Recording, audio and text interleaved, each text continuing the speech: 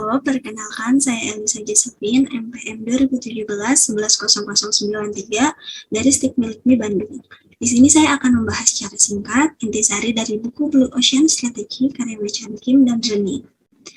Dalam buku ini terdiri dari 3 bagian pembahasan. Bagian pertama mengenai pengertian dan alat analisis Blue Ocean Strategy. Bagian kedua adalah bagaimana merumuskan Blue Ocean Strategy, dan yang terakhir adalah bagaimana mengeksekusi Blue Ocean Strategy. Untuk pengertiannya, Blue Ocean Strategy itu merupakan sebuah terobosan strategi perusahaan untuk keluar dari Samudra Merah atau Red Ocean. Nah, Samudra Merah sendiri adalah istilah untuk menyebut strategi konvensional sebagian besar perusahaan saat ini yang penuh berkutat dengan kompetisi. Nah, Blue Ocean Strategy mencoba membuat terobosan agar kompetisi nggak lagi relevan. Pertama, kalau ingin buat perusahaan baru, maka kita coba buat produk unik yang nggak ada pesaingnya. Contohnya udah ada sejak zaman dulu, kayak penemuan alat listrik, perminyakan, dan penerangan. Nah, terobosan-terobosan itu untuk pesaingnya sendiri bisa dikatakan nol atau belum ada sama sekali. Nah, terus gimana kalau perusahaan telah establish? Nah, jawabannya itu dengan buat terobosan strategi dengan memperluas batasan-batasan industri yang sudah ada. Contoh real untuk mengilustrasikannya bisa kita lihat dari kelompok sirkus unik di Kanada yang bernama Circus of the Sun atau Sun Circus. Nah, sirkus ini mengusung slogan "Kami mencipta ulang sirkus" atau "We Reinvent the Circus". Nah, Circus of the Sun ini telah menciptakan pasar baru pada masa itu karena dia membuat pertunjukannya dengan sebuah tema, bukan cuma dengan sebuah atraksi binatang dan akrobat. Misalnya, dibuat juga tema horor atau drama Cinderella. Nah, Blue Ocean Strategy bukan monopoli jenis industri tertentu. Nah, perusahaan besar atau kecil, manajer muda atau tua, dan masih sangat terbuka oleh perusahaan-perusahaan di seluruh dunia. Nah, dalam buku ini juga bisa berarti kompetisi bukan sebagai patokan lagi. Akan tetapi inovasi nilai hanya terjadi ketika perusahaan memadukan inovasi dengan utilitas, terus juga harga dan posisi biaya. Nah, karena tadi di awal saya sempat menyebut Red Ocean atau Samudra Merah, nah apa sih perbedaannya sendiri dengan Blue Ocean Strategy? Kalau strategi Samudra Merah itu bersaing dalam ruang pasar yang sudah ada, nah, strategi Samudra Biru atau Blue Ocean Strategy itu menciptakan ruang pasar yang belum ada pesaingnya.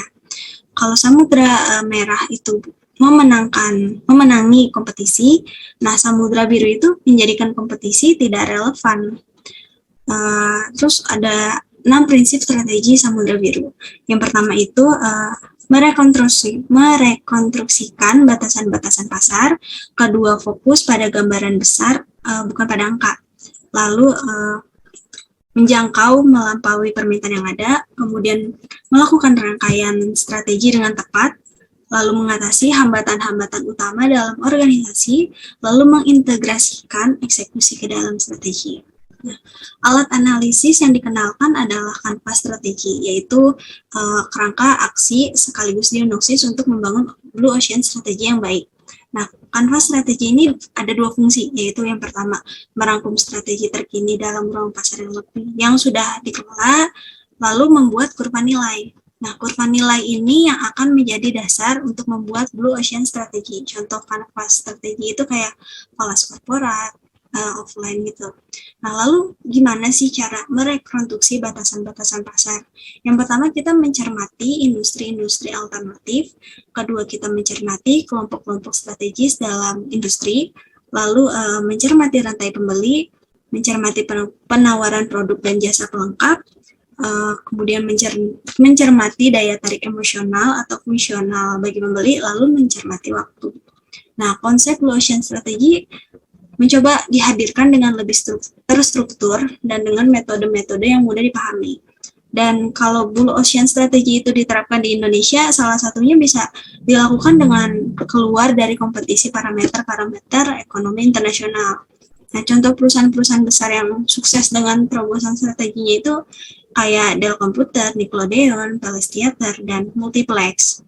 Nah, intisari akhir yang bisa disimpulkan dari pembahasan kali ini, kita harus tahu bahwa proses transformasi menuju Blue Ocean Strategy itu bukan hal yang mudah karena sangat dinamis dan membutuhkan pengalaman subjektif manajemen puncak di sebuah industri. Ya, sekian pembahasan dari saya. Terima kasih banyak. Halo semuanya, perkenalkan nama saya Michelle Christina. Di sini saya akan menjelaskan singkat intisari dari buku yang saya baca, berjudul Essentialism, The Disciplined Pursuit of Less, book by Greg McKeown. Dalam bukunya seperti ini ya.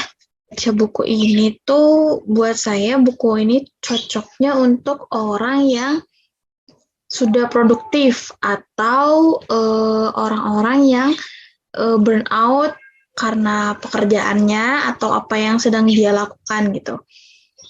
Nah, kalau yang baca itu orang-orang yang belum istilahnya hard work, mungkin malah jadi tidak semangat untuk bekerja, malah jadi malas-malasan ya.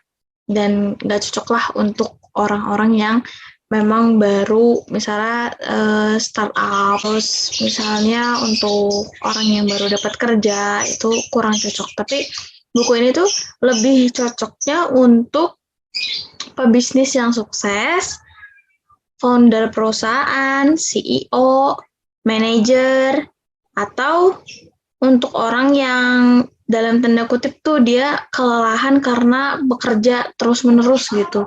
Apalagi yang suka lembur terus-menerus gitu. Nah, buku ini tuh terdiri dari 4 bagian dan 20 bab berisi pengalaman pribadi dari sang penulis. Kebanyakan tuh penulisnya punya beberapa cerita pengalaman dan dimasukkan ke buku ini. Nah, singkatnya aja. Nah, kita masuk ke bagian pertama dari buku ini. Bagian pertama di buku ini tuh berjudul Essence, What is the Core Mindset of an Essentialist? Di bab ini tuh ada yang menuliskan kata-kata ini di dalam buku. Essentialism is not about how to get more things done, it's about how to get the right things done. It doesn't mean just doing less for the sake of less either. It is about making the wisest possible investment of your time and energy in order to operate at your highest point of contribution by doing only what is essential. Nah, di sini tuh dia menjelaskan esensialisme itu bukan tentang bagaimana menyelesaikan banyak hal. Ini tuh tentang bagaimana menyelesaikan hal yang benar. Ini tuh tentang membuat investasi waktu dan energi kita itu sebanyak mungkin untuk beroperasi pada kontribusi tertinggi dengan hanya melakukan apa yang penting. Jadi di bab pertama itu menjelaskan apa sih sebenarnya esensialisme itu. Penulis mendefinisikannya itu sebagai setiap kali kita dihadapkan pada keputusan, apakah kita disiplin atau konsisten akan mengatakan ya untuk hal yang kita inginkan, kita butuhkan, atau menolak. Ini adalah metode untuk belajar bagaimana melakukan hal yang dapat dilakukan pada setiap momen berharga pada hidup kita. Nah, intinya tuh bagaimana cara kita untuk memutuskan sebuah keputusan. Apakah kita mengiyakan atau kita bilang tidak.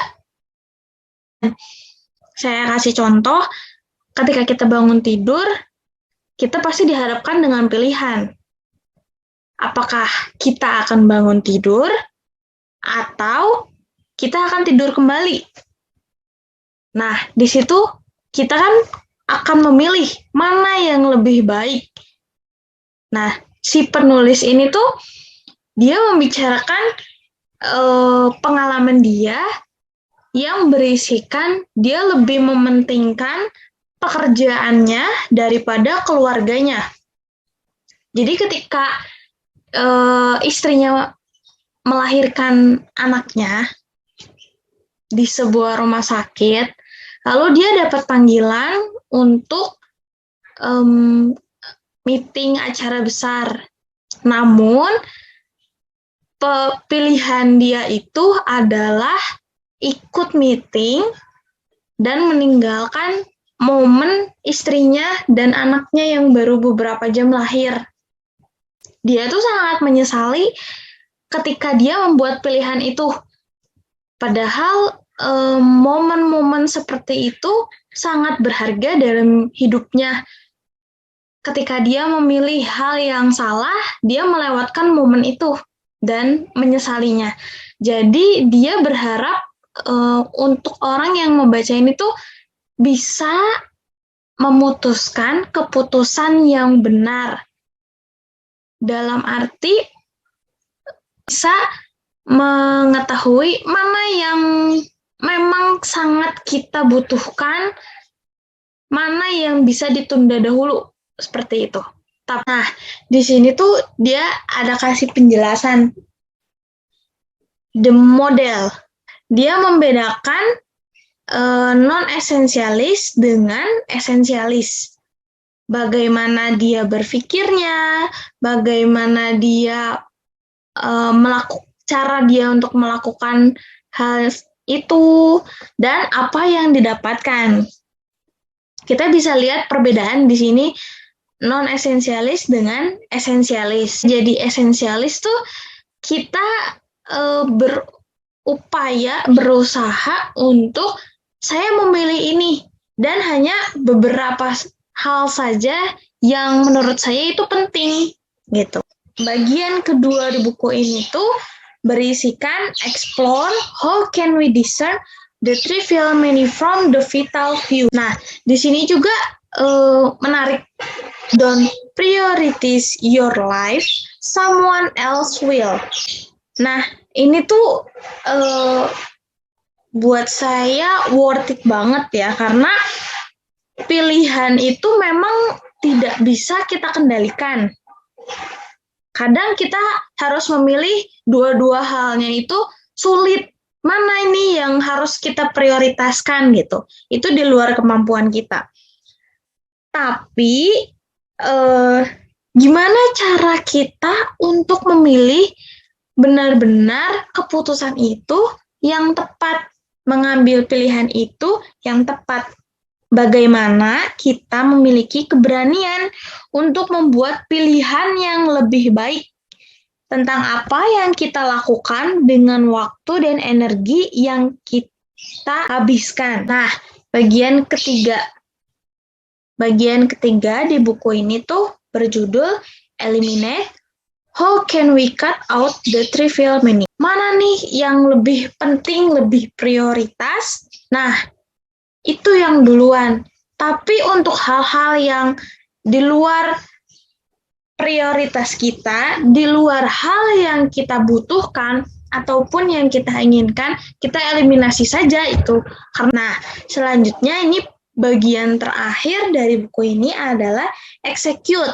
How can we make doing the vital few things almost effortless?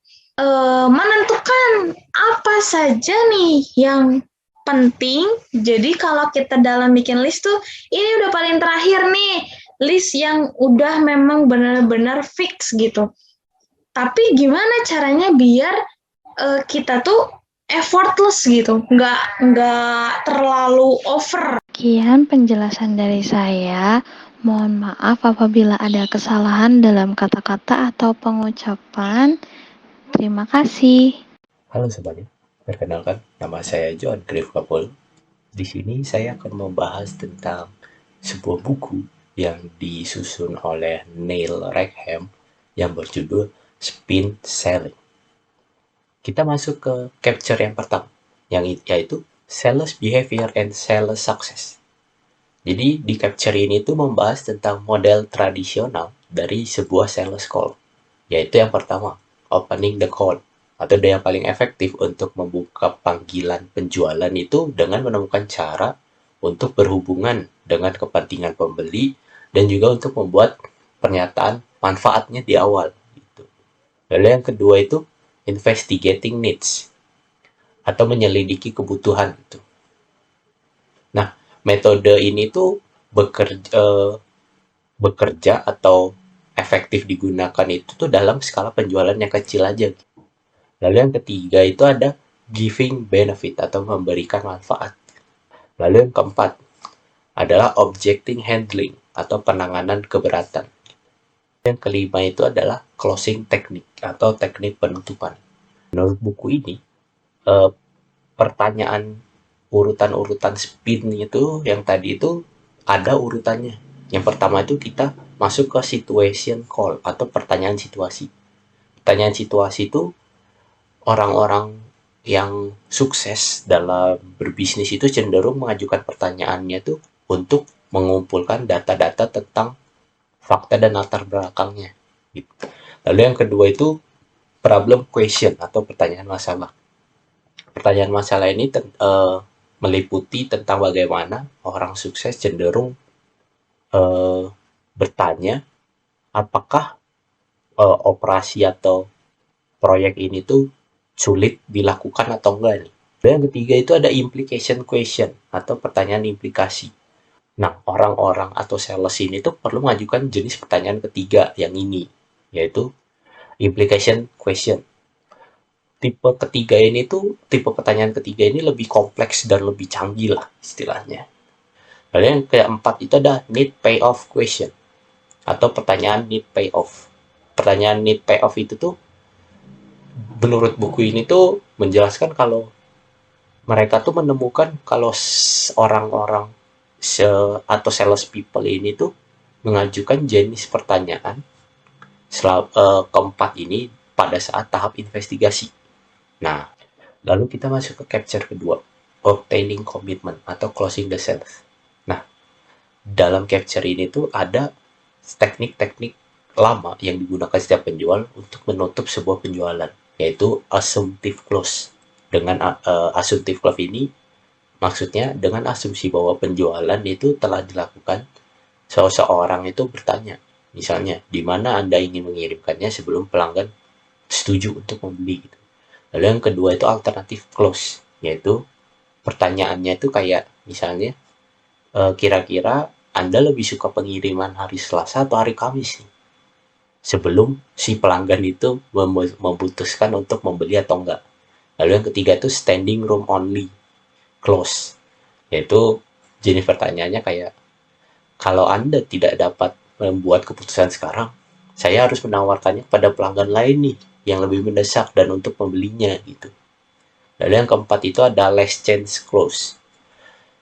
Last chance close itu tipe pertanyaannya tuh kayak, harganya naik loh minggu depan, kecuali kalau beli sekarang nih, harganya masih oke nih untuk sekarang. Nanti yang kelima itu order blank closes.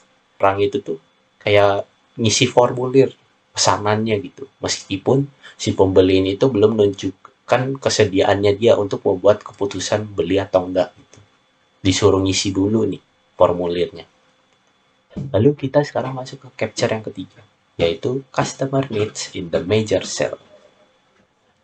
Capture ini tuh membahas bagaimana sih sebuah kebutuhan itu berkembang.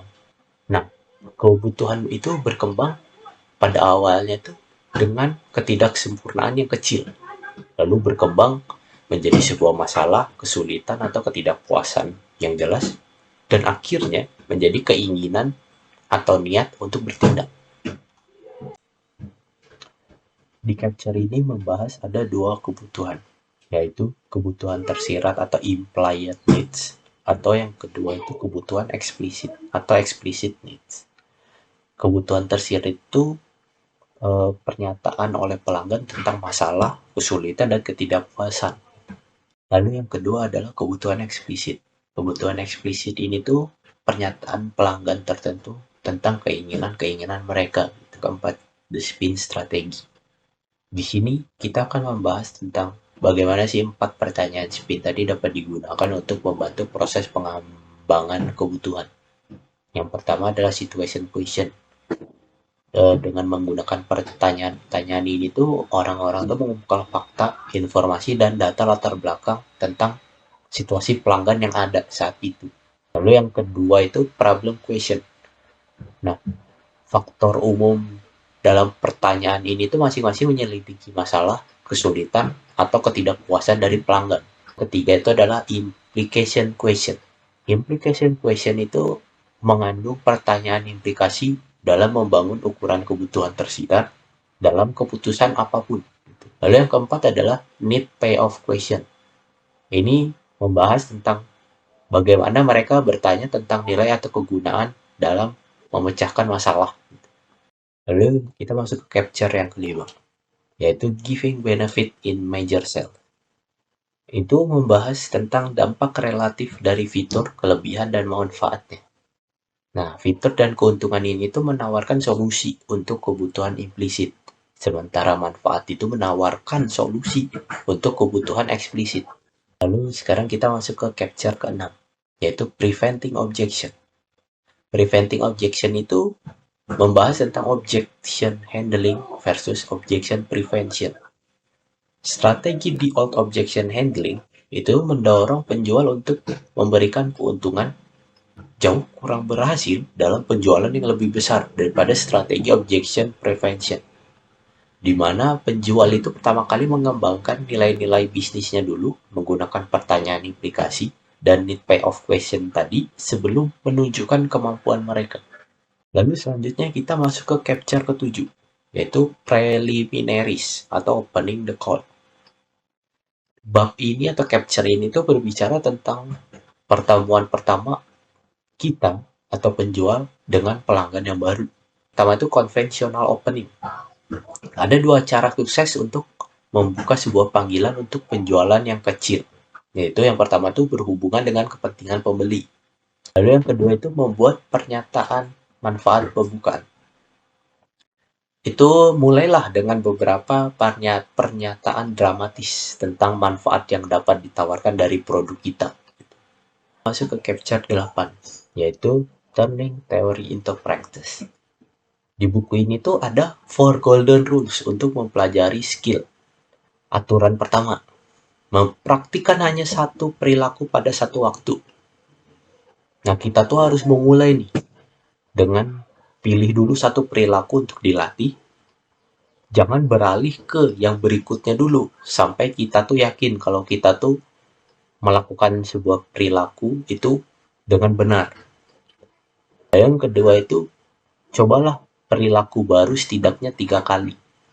Setelah kita pelajari tadi, kita harus coba pertama kali itu sesuatu yang baru gitu.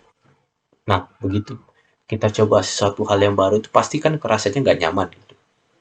Itu tuh nggak masalah, karena rata-rata semua hal yang kita lakuin pertama kali itu akan merasa sangat tidak nyaman gitu.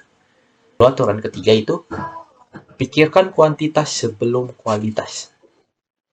Saat kita berlatih itu berkonsentrasilah pada kuantitas. Maksudnya apa sih? Gunakan banyak perilaku baru.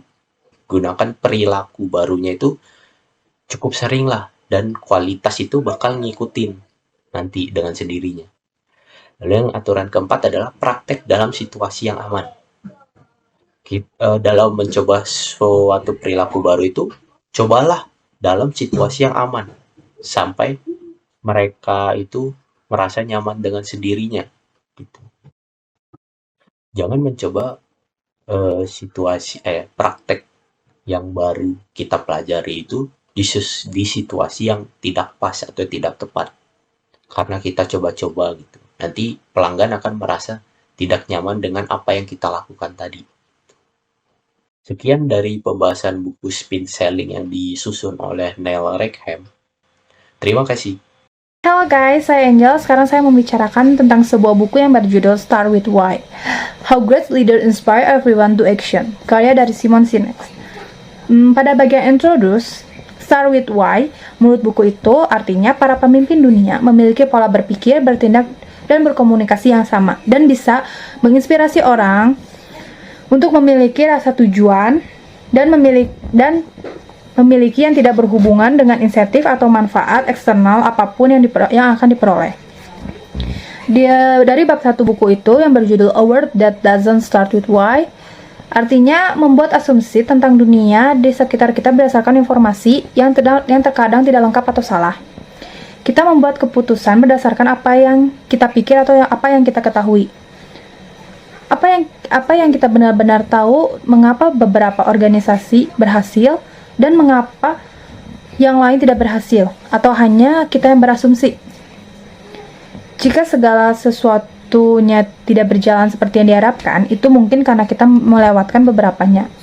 Lebih banyak data atau bagaimanapun tidak selalu membantu. Ada faktor lain yang harus dipertimbangkan. Contohnya seperti faktor di luar otak kita yang rasional, analitis, dan haus informasi. Sekarang kita masuk ke bab 2 yang berjudul An Alternative Perspective. Lingkaran emas menemukan keteraturan atau prediktabilitas sebagai perilaku manusia.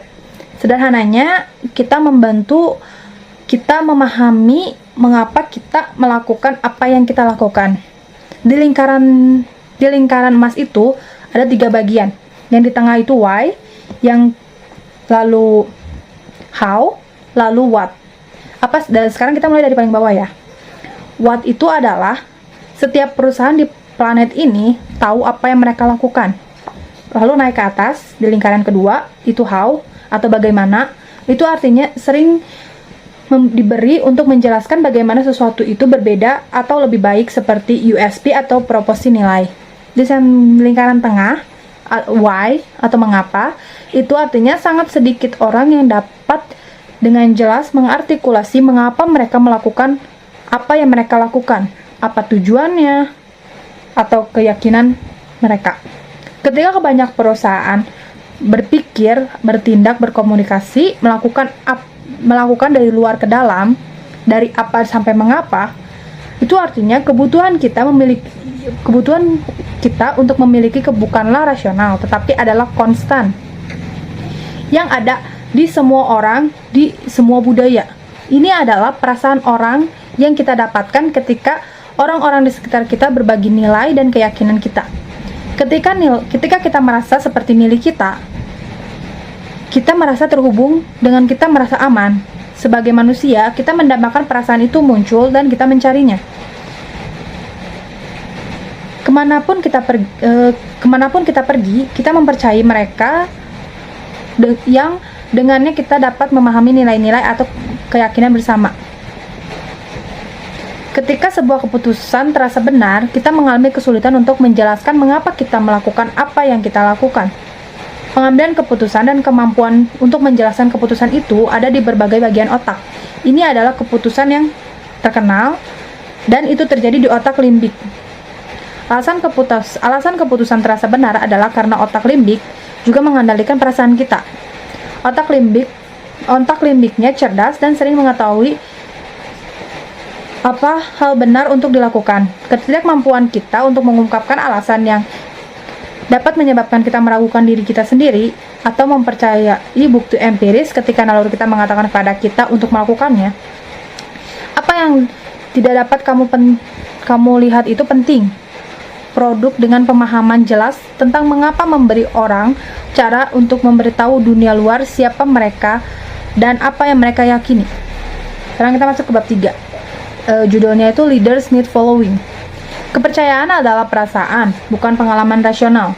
Kepercayaan mulai muncul ketika memiliki perasaan bahwa orang atau organisasi lain didorong oleh hal-hal lain selain keuntungan diri mereka sendiri. Dengan kepercayaan munculnya rasa nilai-nilai nyata, bukan hanya nilai yang disamakan dengan uang. Nilai menurut definisi adalah pemindahan kepercayaan Anda berbicara tentang mengapa Anda membuktikannya dan dengan apa yang Anda lakukan.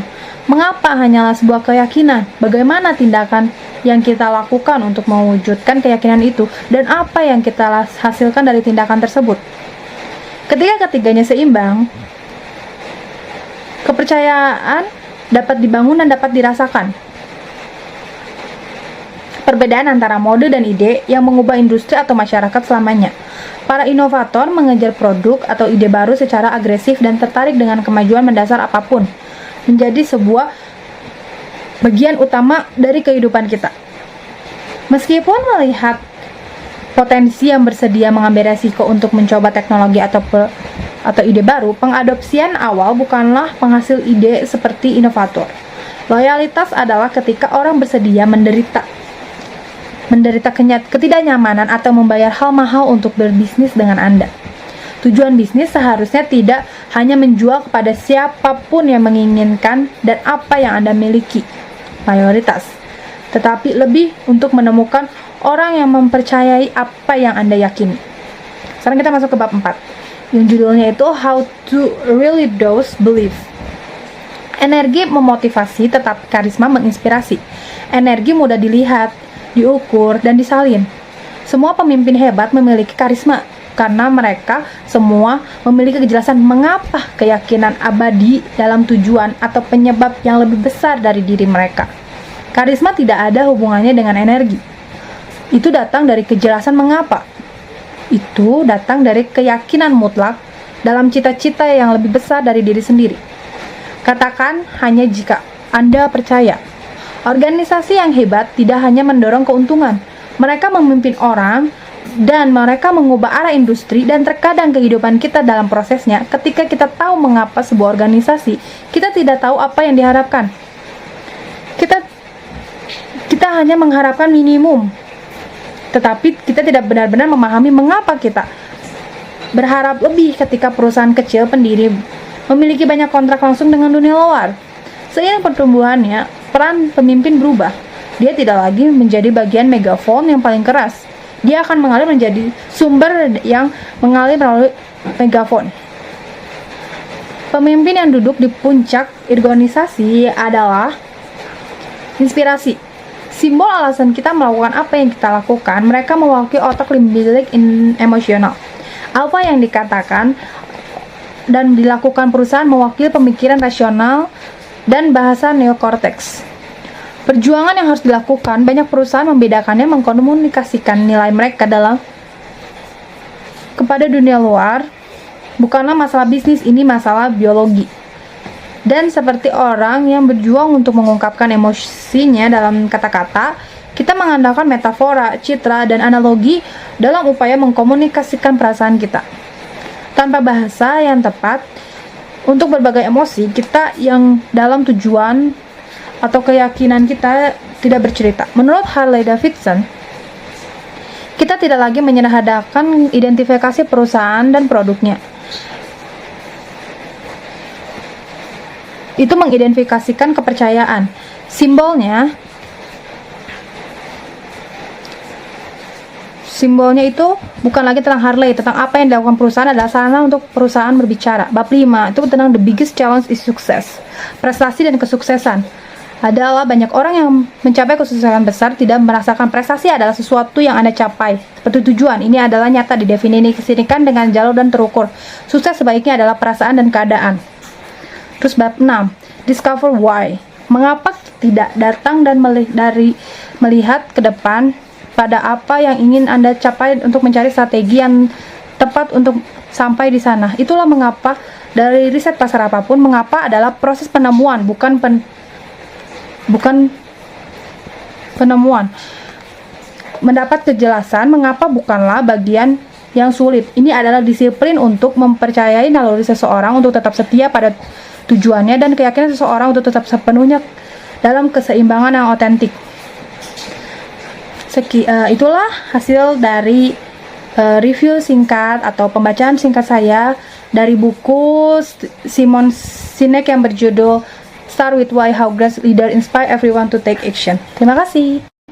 Selamat malam Pak Robert dan teman-teman semuanya. Kali ini saya akan membahas mengenai The Lean Startup. Nah, kira-kira di buku ini tuh terdapat apa aja sih? Buku ini itu ditunjukkan untuk para entrepreneur yang menginginkan kesuksesan dalam membangun sebuah startupnya. Bisa juga untuk digunakan para pengembang produk yang ingin produknya tuh berkembang dengan sukses, serta untuk para mahasiswa yang ingin mendalami mengenai soal startup. Kemudian kira-kira apa aja sih yang dijelasin dalam The Lean Startup ini? The Lean Startup ini memberikan solusi nih kepada para entrepreneur untuk mengetahui apa aja nih yang harus diperhatikan dan apa aja yang harus dilakukan dalam merintis sebuah usaha startup yang sukses. startup ini emang identik sih sama yang namanya inovasi, kreativitas, dan fleksibilitas. Nah, namun di tengah kondisi yang tidak pasti dan sulit seperti ini yang tidak bisa diprediksi nih, startup harus mampu beradaptasi dengan menerapkan manajemen yang rapi dan juga yang sudah teruji. Startup ini tidak bisa juga dipisahkan dari kegiatan-kegiatan intuisi yang penuh dengan birokrasi. Nah, di metode Lean Startup ini atau sistem produksi ramping ini menawarkan sebuah manajemen dengan gaya baru yang memungkinkan dengan segala ketidakpastian yang ada tanpa mengeluarkan biaya yang besar, tanpa risiko maksimal, dan tanpa waktu yang banyak. Nah, metode Lean Startup ini akan membantu nih para entrepreneur untuk mengambil keputusan dalam setiap tahapan melalui pendekatan ilmiah. Startup ini identik dengan proses uji coba yang kadang berujung dengan kegagalan-kegagalan. Nah, hal ini tuh merupakan hal lazim yang terjadi dalam sebuah startup. Karena dalam metode Lean Startup ini, kegagalan ini digunakan sebagai bahan pembelajaran dan evaluasi untuk melihat sejauh mana nih kemajuan startup. Terus ini biasanya dikenal dengan istilah pembelajaran tervalidasi. Nah, pembelajaran tervalidasi ini dirancang secara terencana, sistematis, berdasarkan data empiris yang bertujuan untuk mengetahui prospek sebuah startup di masa sekarang dan masa depan. Nah, melalui pendekatan ini, seorang entrepreneur itu dapat mengetahui hal mana aja yang merupakan pemborosan yang harus segera disingkirkan, terus mana yang memberikan nilai tambah, mana yang harus dipertahankan atau ditingkatkan. Nah, di tahap awal, seorang entrepreneur itu perlu memastikan dua hipotesis paling penting untuk berlangsungnya sebuah startup yang disebut dengan lompatan nekat. Nah, lompatan nekat ini diwakili oleh dua hipotesis utama, yaitu ada hipotesis nilai tambah dan ada hipotesis pertumbuhan. Hipotesis nilai tambah ini mengacu kepada penerimaan produk oleh target pasar, sedangkan kalau misalnya hipotesis pertumbuhan itu mengacu kepada tingkat penyebaran produk. Nah, hipotesis ini harus segera diuji sebagai bahan pertimbangan untuk mengambil langkah-langkah selanjutnya. Terus, cara paling efektif untuk menguji hipotesis ini ada dengan berinteraksi langsung dengan target pasar, sehingga data-data yang diperoleh itu dapat dipercaya dan akurat. Nah, dengan berinteraksi langsung dengan calon konsumen, seorang entrepreneur juga bisa memperoleh informasi mengenai profil konsumen, masalah yang mereka hadapi. Nah, ketika hipotesis ini udah terinformasi nih, langkah selanjutnya adalah membuat minimum viable product atau MVP. Nah, MVP ini merupakan cara tercepat untuk menempuh keseluruhan siklus dengan usaha yang paling sedikit. Nah, MVP ini dapat berupa barang uji atau purwarupa perdana atau juga bisa berupa video. Nah, tujuan MVP ini adalah untuk memvalidasi hipotesis yang ada dalam lompatan nekat. Yang Anda harus lakukan, MVP memungkinkan entrepreneur untuk mengetahui sikap calon konsumen terhadap sebuah produk sehingga produk itu dapat ditingkatkan kualitasnya secara berkala. Nah, untuk mengukur sejauh mana sebuah startup sudah berkembang, perlu dilakukan sebuah pengukuran ilmiah yang bernama akuntansi inovasi. Nah, melalui pengukuran ini kita dapat melihat jelas apakah startup merupakan memang bertumbuh apa enggak. Terus akuntansi inovasi ini juga terdiri dari 3 jenjang pembelajaran. Yang itu pertama ada menghimpun data untuk mengetahui kondisi perusahaan melalui MVP tadi. Nah, terus ada mengutak-ngatik mesin pertumbuhan menuju kondisi yang diharapkan dan memutuskan untuk banting setir atau bertahan. Nah, nanti dari metode Lean Startup ini ada perampingan di setiap prosesnya, termaksud pada proses produksi di awal. Nah, Lean Startup ini adalah perampingan di setiap prosesnya, termaksud proses di awal tadi, ataupun dengan skala kecil, atau proses 1 unit. Nah, produksi ini terbukti dari cepat sehingga proses utama dalam startup ini yaitu buat ukur, pelajari, dan memberikan umpan balik yang berjalan lebih cepat. Nah, ketika startup udah mulai berkembang, udah mulai berjalan, kita bisa nih mempersiapkan sistem untuk skala yang lebih besar. Caranya adalah dengan membangun organisasi yang adaptif. Organisasi adaptif itu apa sih? Organisasi yang mampu menyesuaikan proses atau kinerja berdasarkan kondisi terkini. Nah, organisasi adaptif ini dapat diciptakan dengan menggunakan metode analisis 5 mengapa. Nah, analisis 5 mengapa ini merupakan cara paling efektif untuk menentukan akar dari sebuah permasalahannya. Caranya sederhana, kita cuma perlu bertanya mengapa sebanyak 5 kali untuk masalah yang dihadapi. Nah, ketika akar permasalahannya sudah ditemukan, maka kita bisa mencari solusinya. Penerapan analisis 5 mengapa ini perlu dibiasakan, dan hal-hal yang paling kecil dan spesifik sehingga menjadi kultur perusahaan. Nah, yang saya dapat dari menurut saya kesimpulan dari buku ini, startup memang memiliki identik dengan inovasi. Namun, nggak semua startup itu bisa sukses jika tidak memiliki manajemen yang sudah teruji. Terus, menurut saya manajemen startup ini bertujuan untuk mendapatkan umpan balik secara cepat melalui proses uji coba dan pembelajaran yang udah tervalidasi. Terus untuk mengetahui minat dan keinginan konsumen startup harus mengeluarkan yang namanya MVP berupa purwarupa atau prototype atau video. Nah, entrepreneur juga harus berani nih buat mengambil keputusan bertahan atau banting setir ketika dua hipotesis awal tadi startup sudah terkonfirmasi. Nah, kalau misalnya untuk mengurangi resikonya sendiri dan biaya, startup itu harus memproduksi produk dalam batas yang lebih kecil. Nah, kalau misalnya startup udah mulai besar atau harus sudah mampu untuk beradaptasi untuk melawan kandidat-kandidat selanjutnya, maka dapat menerapkan organisasi adaptif dan terus berinovatif. Menurut saya sekian dulu. Terima kasih.